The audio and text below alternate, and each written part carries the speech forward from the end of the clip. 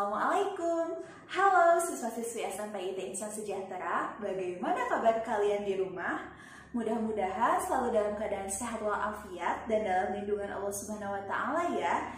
Dan kali ini kita akan kembali belajar fisika ceria bersama Putri. Silakan persiapkan alat tulis kalian, buku catatan dan juga buku paket kalian untuk mengikuti pembelajaran kali ini. Dan ini yang perlu kalian garis bawahi, pikiran dan juga hati yang terbuka supaya kalian bisa menerima pelajaran dengan maksimal. Yuk kita simak video pembelajarannya. Bismillahirrahmanirrahim. Kali ini kita akan bersama-sama membahas tentang tekanan zat cair atau hidrostatik ya. Nah, di sini Ibu punya gambar ilustrasi yang diambil dari ruang guru tentang dua orang penyelam. Ada penyelam A ya dan ada penyelam B. Nah, kira-kira nih yang lebih mudah menyelamnya tuh di posisi yang mana sih? Di posisi penyelam yang A atau yang B?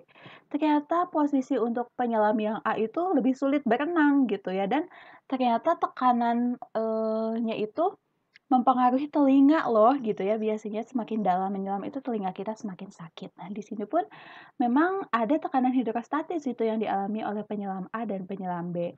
Yuk kita bahas gitu ya, kenapa sih gitu bisa terjadi gitu tadi antara perbedaan penyelam A dan penyelam B. Nah, di sini tekanan dalam zat cair itu disebabkan oleh zat cair itu sendiri. Dan rumusnya, ini rumusnya ya, di mana P tekanan itu sama dengan rho atau massa jenis kilogram per meter kubik dikali G percepatan gravitasi, rumusnya itu M per S pangkat 2 ya ini harusnya, kemudian dikali H tinggi. Tinggi itu bagaimana ya? Nah, tinggi itu Ibu kembalikan lagi ke sini. Tinggi itu dilihat dari permukaan zat cairnya ke titik penyelam A. Nah, kalau ini juga sama, titik permukaan zat cairnya ke penyelam B itu adalah ketinggiannya. Sehingga kalau semakin dalam ya atau semakin tinggi ininya nih dari titik permukaan ke objeknya itu akan semakin besar tekanannya. Itu juga akan mempengaruhi di sini nih. Ayo tebak katanya mana yang akan mengucur lebih jauh, titik A, B, atau C jika bak ini diisi air. Dan ternyata jawabannya yang C. Kenapa? Karena dia itu dari permukaannya itu lebih jauh dibanding titik B dan titik A. Nah, seperti itu konsep dari tekanan zat cair atau tekanan hidrostatik. Selanjutnya, ya, di sini ada penerapan tekanan hidrostatis dalam kehidupan sehari-hari. Bisa kalian lihat, ada lubang kuras bak mandi yang diletakkan di paling bawah bak mandinya ya, supaya cepat gitu ketika kita mau menguras. Terus di sini adalah bagian bawah dari sebuah dasar bendungan itu lebih tebal nih, lebih tebal ya dibanding yang di atasnya. Kemudian ini juga semakin dalam menyelam, telinga akan semakin sakit, dan ini pengecekan tekanan darah sebelum pemasangan infus. Agar mengalir tekanan darah harus lebih rendah dari tekanan infus, katanya gitu ya. Oke, di sini ada contoh soal, kita bahas bersama. Seekor ikan berada di kedalaman 20 cm pada sebuah akuarium. Ingat, kedalaman itu berarti dari si ikan ke permukaan airnya gitu ya. Berarti di sini 20 cm. Kemudian massa jenisnya itu 1 gram per cm kubik dan percepatan gravitasinya itu 980 cm per detik kuadrat atau per second kuadrat. Oke. Ini yang diketahuinya ditulis, yang ditanyakannya adalah tekanannya, rumusnya ini adalah P sama dengan rho kali G kali H. Berarti ini tinggal dikali-kalikan semuanya tanpa konversi ke satuan yang lain. Kenapa? Karena di sini sudah sama ya, sentimeter, di sini juga sentimeter, dan tidak diminta berapa gitu untuk satuannya nanti gitu. Jadi bisa langsung setelah dikalikan hasilnya adalah 19.600 Dine. Kenapa Dine?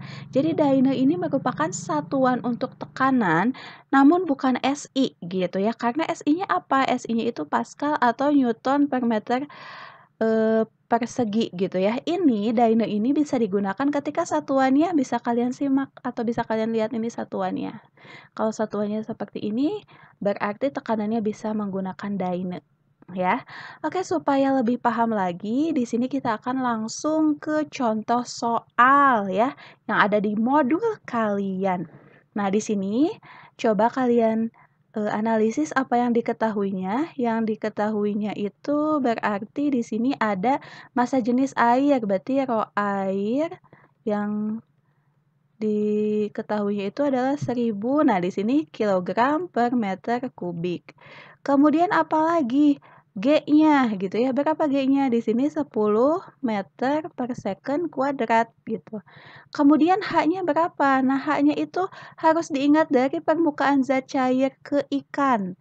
Nah, di sini diketahui 50 cm itu adalah semua airnya gitu, 50 cm, kemudian dari ikan ke bawah 20 cm. Berarti dari ikan ke permukaan zat cair yang atas berapa? Tinggal 50 kurangi 20. Berarti di sini ya 50 dikurangi 20 satuannya cm. Berapa? 30 cm. Tapi harus diubah nih ke bentuk meter. Berarti berapa?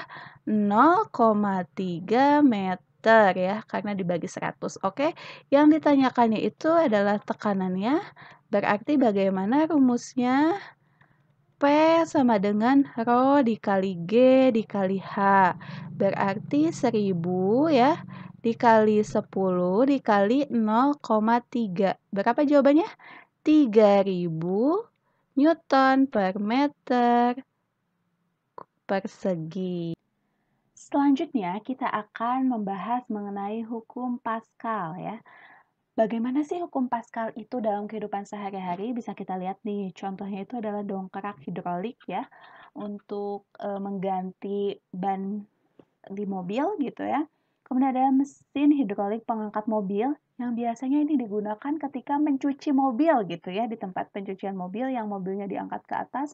Dan contoh yang ketiga adalah rem hidrolik. Nah, bagaimana sih gitu ya menghitungnya dalam fisika? Bisa kita lihat nih ya, bahwa pada hukum Pascal itu gitu ya, tekanan yang diberikan pada zat cair dalam wadah tertutup diteruskan ke segala arah dengan sama besar.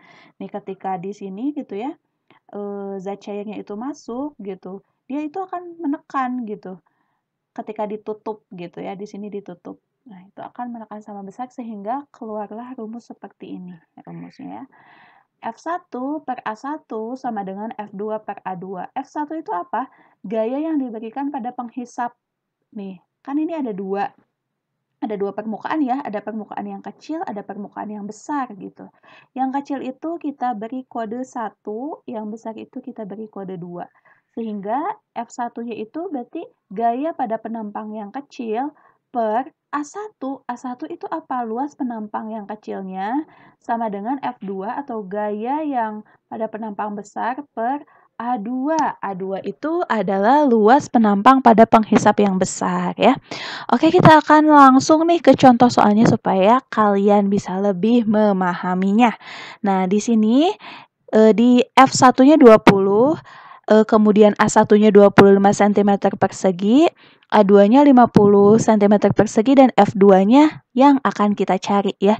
Ibu akan langsung ya, tidak menggunakan yang diketahui yang ditanyakan. Berarti rumusnya bagaimana tadi? F1 per A1 sama dengan F2 per A2. F1-nya berapa?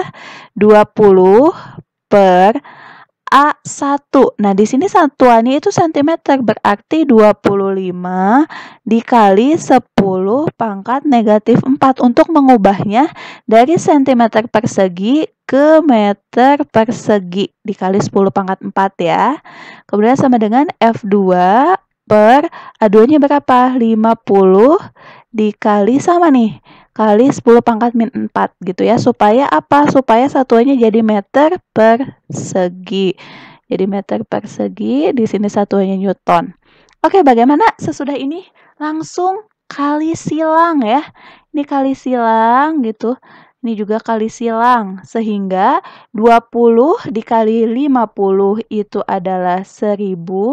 1000 dikali 10 pangkat negatif 4 sama dengan ini berarti F2 dikali 25 kali 10 pangkat negatif 4.